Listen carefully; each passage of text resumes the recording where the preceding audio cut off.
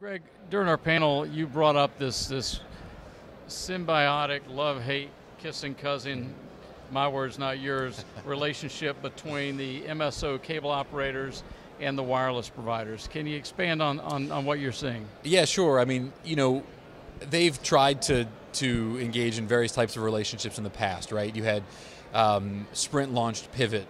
I don't know if you remember that. That was, going on a decade ago probably. It was an MVNO where the cable companies pooled some spectrum assets, and they were going to share those assets with Sprint, and they were going to resell Sprint wireless service. Never really went anywhere.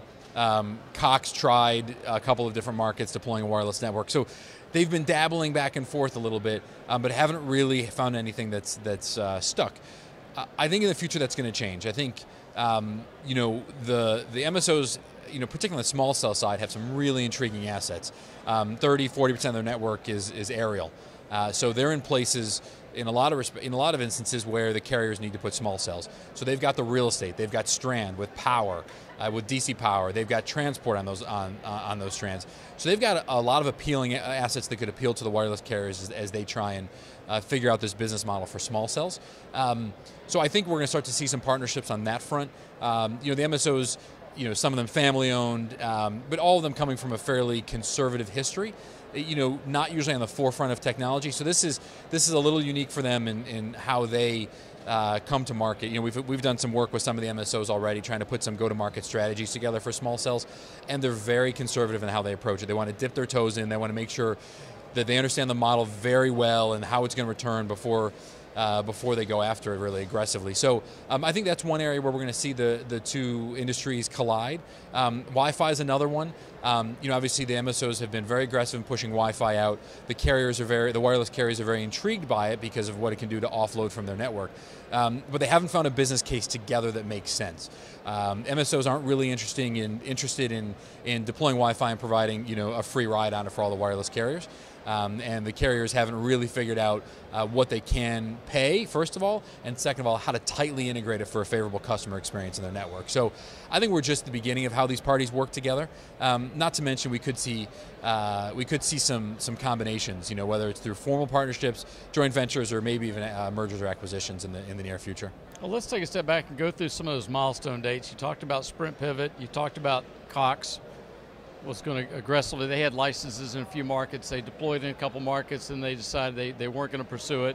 And then you saw the Verizon MSO deals where MSOs gave up some of their spectrum. That's right. In return, they got the right to roam.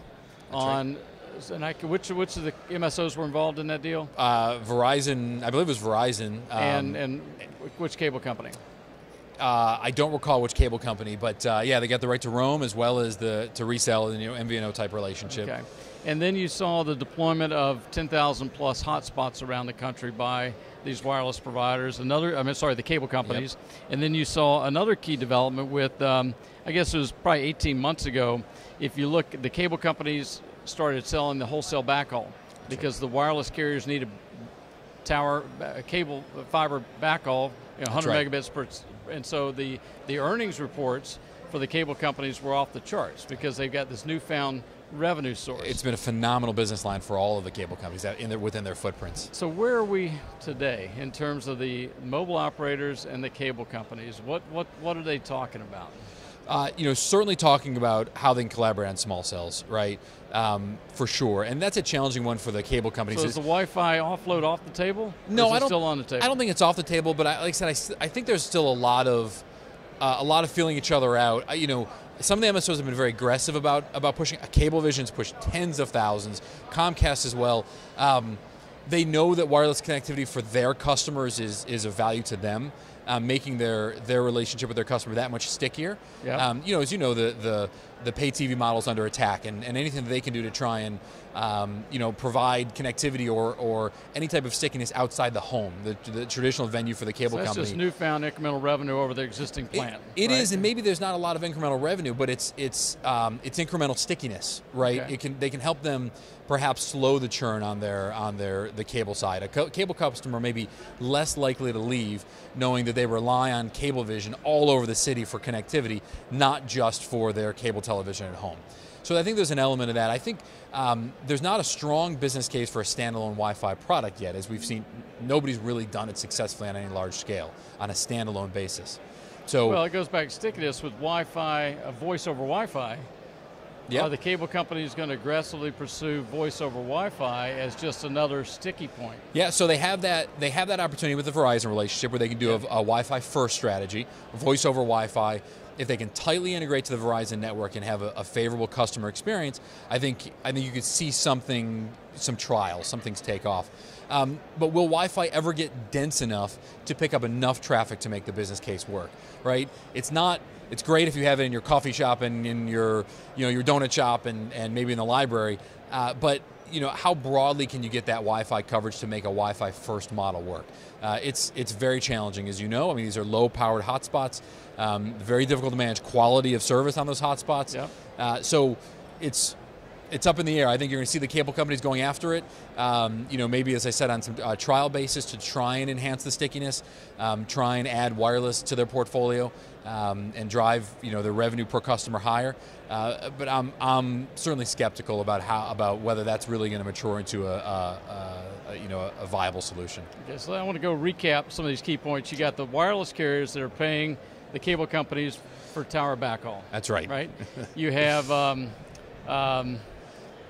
the cable companies who have deployed hotspots, but there's really no revenue for that. That's just stickiness. That's right. They can incrementally do voice over Wi-Fi first, but then they'd be paying the mobile operators for roaming. That's right. Right? So where are the other, the mobile operators could pay the cable companies for Wi-Fi offload. Is that happening today? It's not happening today on any real scale. Okay. I think that's a slippery slope for the wireless carriers. They're going to be really reluctant to open that can of worms on any large scale. Okay. Until they can really demonstrate that they can reduce investment in their network and rely on these Wi-Fi hotspots, I think you're going to see a lot of reluctance on their part. In part because they don't particularly with the top two, Verizon and AT&T, and to a lesser extent, but absolutely still the case with T-Mobile and Sprint, they're very conscious about managing the quality of their customer experience. And once you're off of their network and on a Wi-Fi hotspot, which has its own inherent challenges in unlicensed spectrum, hand in, hand out, yep. Non-dedicated backhaul, they're using maybe just a consumer-grade cable backhaul or copper-based backhaul. I think there's going to be a lot of reluctance to hand that customer experience over to a partner, right? Because when your phone doesn't work, as an end user, whether you're sitting on, who are you going to call? You're going to call Verizon, you're going to call AT&T, you're going to call your wireless carrier, not the guy operating the hotspot. So I think there's a network quality aspect of this, and there's a financial aspect of this, and the carriers are going to be really reluctant to go down that path on a large scale until they prove the business case in, and they make sure that it works for their customers and the user experience. Okay, so what are the other places where the mobile operators are going to be talking to the wireless carriers about a business relationship? Content's another side, right? The carriers, Verizon's got some content relationships through Files, and AT&T certainly through DirecTV and through their television offering. Sprint and T-Mobile are great candidates. They don't have those content relationships, so partnering with the MSOs who have those content relationships, know a thing or two about negotiating them and delivering to end customers, delivering content to end customers. I think that's certainly going to be an area of focus. You see that with the AT&T acquisition of DirecTV. The wireless carriers have to avoid becoming a dumb pipe. Right. So, but why would Verizon has UVerse? I'm sorry, AT&T has UVerse. Verizon has Fios. So they're a cable operator in certain parts of the country with their own content agreements. Why on earth would those same two companies, through their wireless subsidiaries, go talk to the cable companies about content? It's really interesting, the dynamic in the marketplace right now. Right. Margins are really good on the wireless side of the business. Right. Maybe less so now than they were over the last several years, but they're really favorable. And in a lot of respects, the wireline, that content delivery can actually drag down the margins on the wireless side of the business. So you've got Verizon, who's probably actively contemplating, do I keep my Fios business or not? Right? It brings content into my portfolio. That's wonderful. But it's a challenging marketplace. It's a challenging business, particularly when they're not an MSO where they've got a carved out geography. They have to go fight for every single home in every single neighborhood. So that's a little bit challenging for somebody like Verizon or AT&T. And AT&T, through its DirecTV acquisition, has the same challenge. They're fighting for every single home. The cost of customer acquisition is high, and the margins aren't as attractive as they are on the wireless side. So it's, where do I put my capital, right? Where do I invest my capital? In my wireline content side of the net business, or in my wireless side of the business? But they're also struggling with the fact that on the wireless side, there's a risk of becoming just a pipe. Right, and we know what happens there. We saw that on their traditional wireless or wireline side of the business, which Sprint is now almost completely exited. Right, how do I become something other than a connection point between point A and point B? Yeah.